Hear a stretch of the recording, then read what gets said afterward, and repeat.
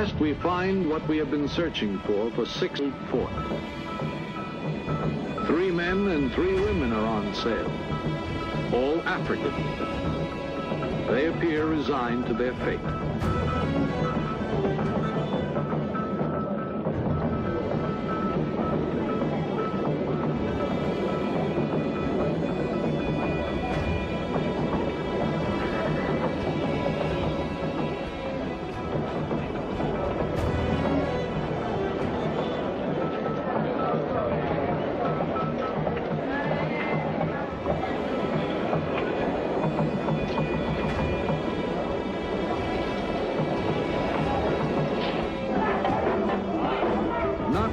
Slaves come from black Africa. They can also be procured on the Arabian Peninsula.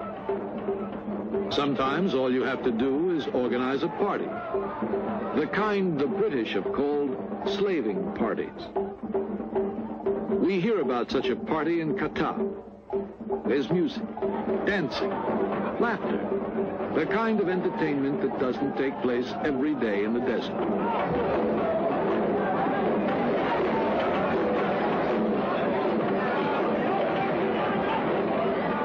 The girls come out of the shelter of their homes.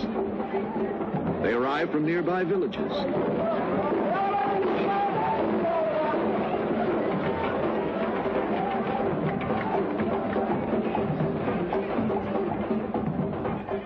The canny organizers of the party have accomplished their purpose. They can study the girls at their leisure, decide which ones they will try to buy from their fathers or their husbands, which ones they will have to kidnap. Slavery, we are told, has been abolished. In point of fact, it still survives. In a small villa on the outskirts of an African city on the Red Sea, he gathers the children of his prostitutes in what is officially called an orphanage. Actually, it is a training school for slaves. For the first few months, the mothers can visit their children. Then, the Greek takes over, rearing the children and training them until they are old enough to be of commercial interest to the traders of the Middle East. Prices vary according to age, color of skin, and the work the child is intended for. An attractive half-caste girl of 12 may be worth as much as $5,000.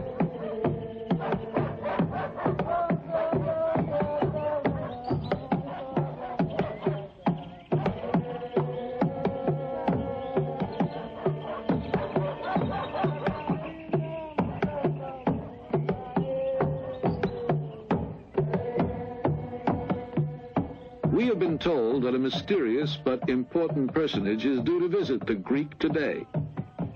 We wait, and he finally arrives, unaware of the telescopic lenses that are following his every move. He is a buyer come to examine the Greek's merchandise and to purchase the best of it.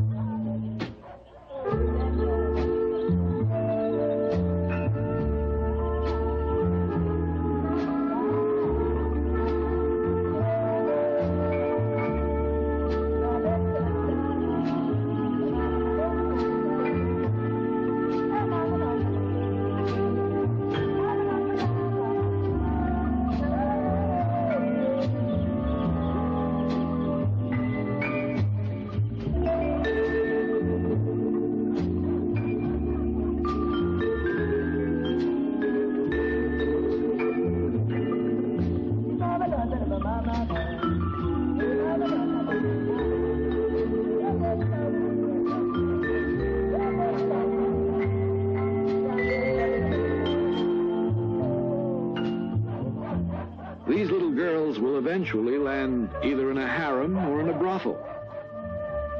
If they look happy at the prospect before them, it is because their training under the Greek has led them to expect a life of wealth and ease and love.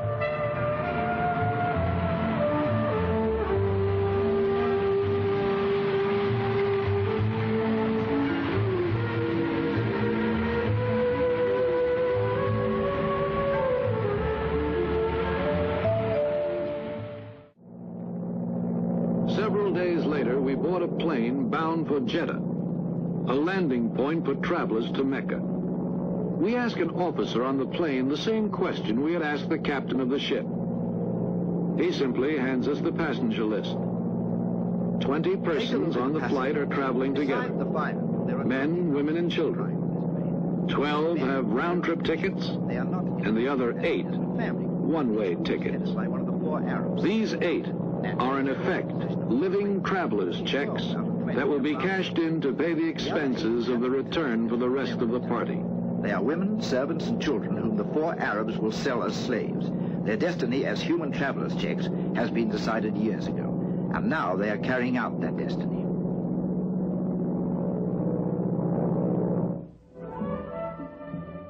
Kuwait, with a population of scarcely 300,000, takes in close to $3 million a day in oil royalties.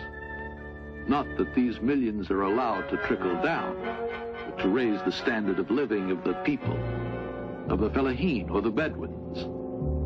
Instead, oil has brought in its wake a new biblical curse. It has raised the price of human flesh.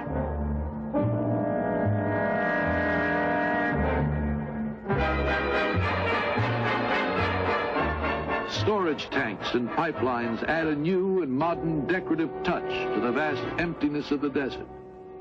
But they provide no sustenance for the people who live nearby, in hunger and misery and desperation.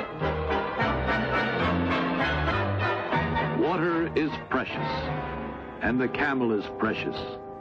And to give the camel a rest now and then, water is drawn by slaves. These girls, 10 to 12 years old, are blindfolded to keep from getting dizzy as they take turns with a camel.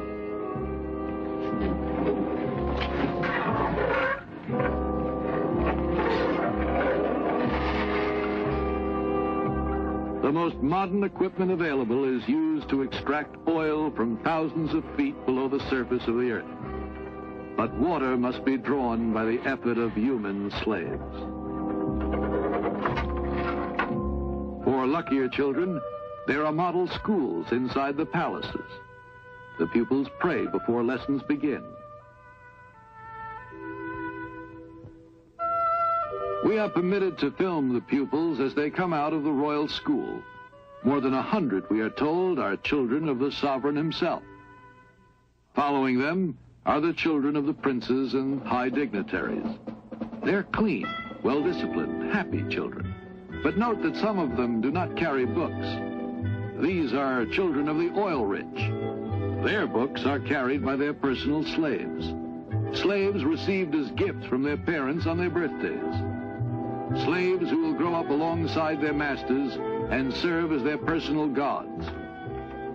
Most of these are children of palace slaves, and according to the law, they too are slaves.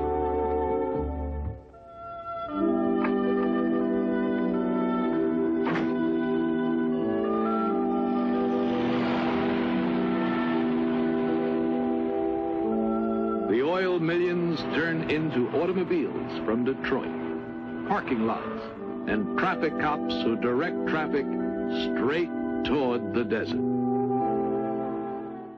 We travel along the edge of the Sahara to reach the Peuls, a pastoral people once numerous and powerful, now reduced to a few thousand by mass raids of slave merchants early in this century.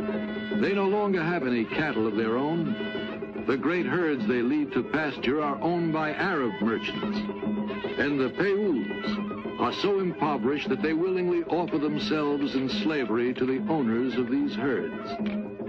But since they cannot all be taken, the young shepherds show their masters which are the strongest and most courageous among them by submitting to flagellation.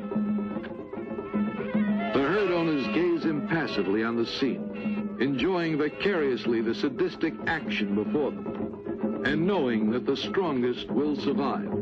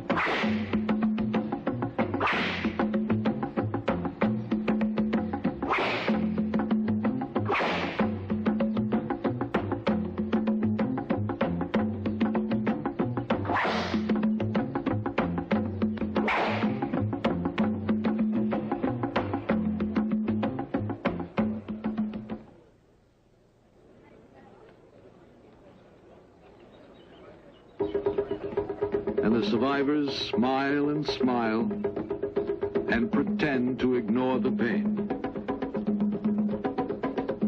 They fall on their knees and beg their Arab masters to accept their services.